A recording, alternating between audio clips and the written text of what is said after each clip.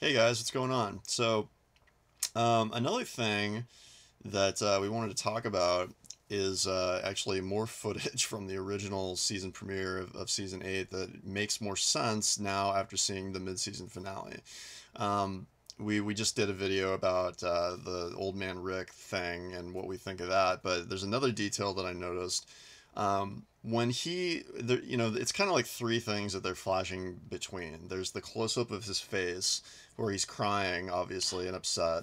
Oh, and I have a theory about There's that. the gravesite, or there's the flash, back or forward or whatever of him waking up being old. And then the third thing is him standing over these two Well, graves. four things.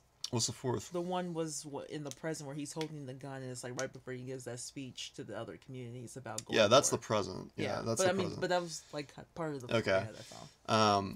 And the third thing is him with his arms crossed and he's like looking down at these two graves at Hilltop, right? And I've been trying to figure out what the hell that was, and now I think I'm pretty sure. So obviously now we know Carl is gonna die almost for sure. And so I'm assuming that one of those graves has to be Carl because of the fact that Alexandria is completely destroyed. They're not going to have a place to bury him in Alexandria. So it would make sense that one of those graves is as Carl, because obviously they can't go to the kingdom to bury him because that's like being taken over by the saviors too, and it might not even exist either. So the only other place would be the hilltop. And so this last episode, like Rick gets the crap kicked out of him because he's like in fights the entire, show basically, and then he gets into this big fight with Negan where like they both beat each other up and he ends up like throwing himself like through a window. And at the end of the episode, he's got cuts like all over his face. He's beaten, he's bruised, he's bloody. And in that scene where he's got his arms crossed and he's looking down at the graves, he has no signs of being in any conflict anytime recently whatsoever. There's no bandages on his face. He doesn't have a black eye, no bruises anywhere. He doesn't even look sweaty. He doesn't even look like he's in a rush to do anything, which all would be consistent with this being after the war because like we know how he acts, right? Like during the war, like there's no downtime. It's like first part of the plan, execute that, next part of the plan, next part of the plan. He's almost like meditative when he's standing over those graves. I mean, they show it twice. The first one is him just like looking down at it, but then the second one, he kind of like looks up at the sky and takes like a deep breath.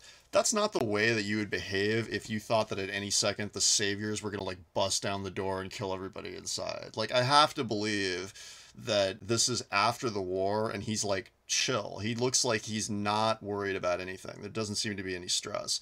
So I think that that must be like way after the war, like either several weeks or even several months. He's got different clothes and everything, but it also brings up another thing. Who's that other grave? Because I've got to believe that one of them is Carl, but the other one looks like it's about as fresh as the Carl one. Like the mounds of dirt are the same height. They haven't gotten like patted down with rain or wind or whatever. So that makes me think that somebody else fairly important is probably going to die in the next, 8 episodes before the end of the season because if who else the person has to be somewhat important, otherwise they wouldn't be buried next to Rick's son. So it has to be somebody who's like close to the Grimes family in some Which could way. be Father Gabriel. It could be Father Gabriel. It could be a lot of people. Like it's really it could basically be any like main character from Alexandria when you really think about it. So I don't really know who it's gonna be. Honestly, I don't have like a plausible theory worked out for that. But I'm almost positive that one of them is Carl and that this is like after the war. Probably of which they're rebuilding Alexandria right now with those stones that we saw in that house that was across from Rick's house. So that's what I think about that scene. And in terms of the other scene of Rick crying, I know there's been a lot of speculation that Rick was like fighting or something, but to me, like his eyes are rimmed red. He's been crying for some time, and he's holding something that we can't really see. I am convinced that Rick has just read Carl's letter to him, Yeah, and he's quoting the letter, I think so too. and that's him saying goodbye. Which I speculate further on our website, www.thelivingroomshow.com, where I actually wrote what I think Carl could have possibly Yeah. said in the fan fiction tab called Letters. Yeah, and I think this is going to be kind of like them laying the groundwork for, because Sadiq tells Carl about that phrase from the Quran, my mercy prevails over my wrath. You hear Rick say that to himself as he's looking down at whatever it Yeah. is that he's holding.